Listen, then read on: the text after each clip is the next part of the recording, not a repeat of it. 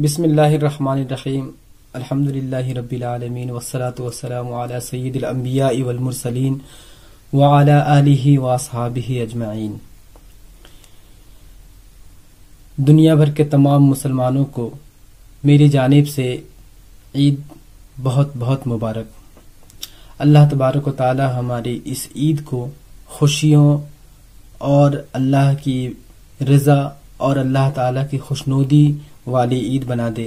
اور ہماری تمام زندگی اللہ تبارک و تعالی کے حکم کے مطابق چلنے والی ہو۔ اللہ تعالی سے ہم اس بات کی دعا کرتے ہیں۔ ناظرین، اس وقت پوری دنیا میں جو وبا پھیلی ہوئی ہے، جو بیماری ہے کرونا وائرس، اور اسی درمیان ہمارے لیے عید کا دن بھی ہے، اور ہم اس عید کی خوشی میں ہم سب لوگ شامل بھی ہیں۔ مسلمان چاہے جس حال میں بھی ہو، اللہ تبارک و تعالی کا شکر کرنا اس پر واجب ہے، اور مشکلات ہوں تو صبر کرنا اس کے لیے ضروری ہے۔ تو گویا صبر اور شکر یہ مومن کا امتیازی وصف ہے، جس کی وجہ سے اس کا ہر حال میں، چاہے وہ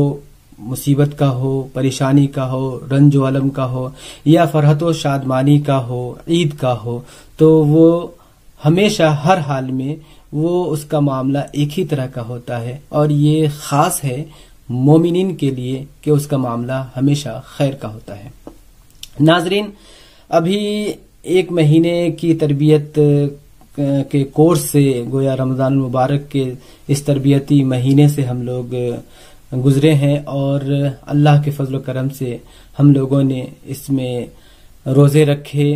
اور حسب استطاعت جس طرح کی مشکلات کے دور کے ساتھ ہم لوگ گزر رہے تھے، مساجد بند تھی، اس کے باوجود بھی ہم لوگوں نے اپنے اپنے گھروں میں عید کی، اپنے اپنے گھروں میں رمضان میں قیام لیل کا اہتمام کیا، تراویح کا اہتمام کیا، سنن و نوافل کا اہتمام کیا، اور جتنی بھی عبادتیں اللہ تبارک و تعالی کو مقصود و مطلوب ہے، ان تمام عبادات کی ہم لوگوں نے کوشش کی، اور اس کی بجا آوری کی طرف ہم نے توجہ دی۔ یہ عید کا دن اسی اظہار تشکر کے لیے ہے، اسی بات پر خوشی منانے کے لیے ہے کہ اللہ تعالی نے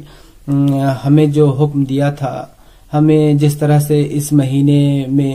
اپنی عبادات کی طرف،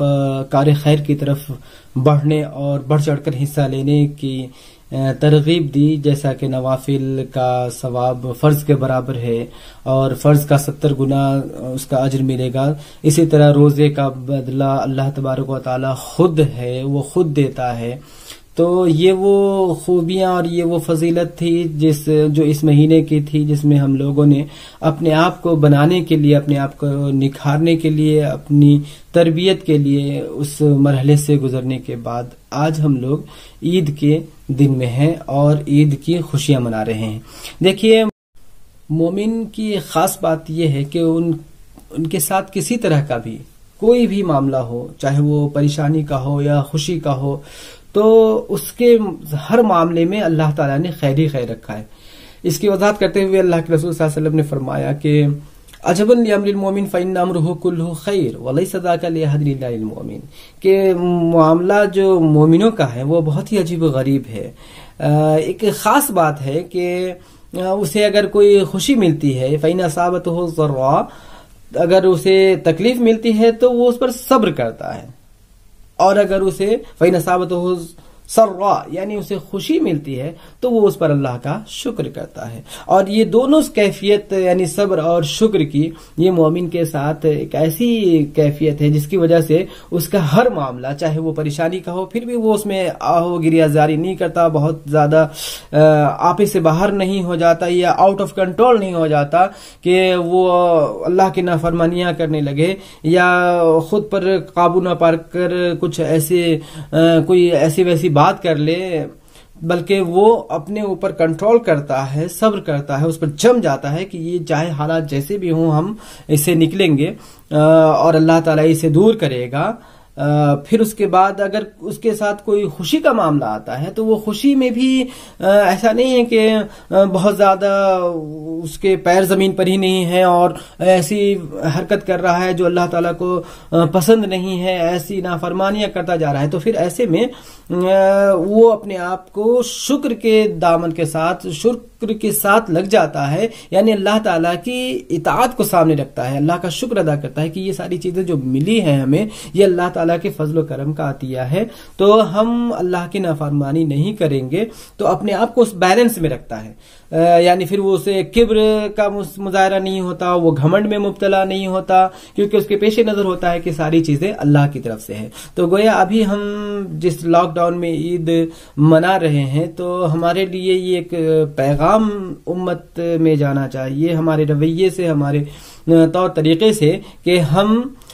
چاہے جس حال میں بھی ہوں گے، جو بھی معاملہ ہوگا، تو ہم اس پر صبر اور شکر کے ساتھ اپنے آپ کو اس مرحلے سے گزار لیں گے اور صبر اور شکر کا دامن ہم نہیں چھوڑیں گے۔ تو یاد رکھیے، پوری زندگی انسان کی اگر صبر اور شکر کے ساتھ گزر رہی ہے تو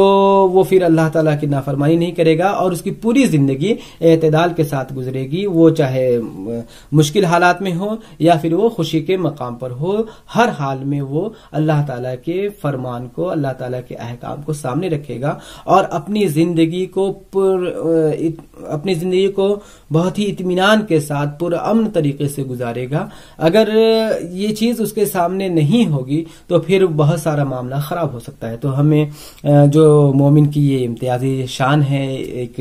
امتیازی خصوصیت ہے، امتیازی وصف ہے، تو اسے اپنانا چاہیے اور ہر حال میں اللہ تعالیٰ کا شکر کرنا چاہیے۔ لہٰذا عید ہمارے لیے اس مشکل دور میں بھی آیا ہے، تو اس کا یہ مطلب نہیں ہے کہ ہم بالکل مایوس بیٹھ جائیں گے یا پھر ہم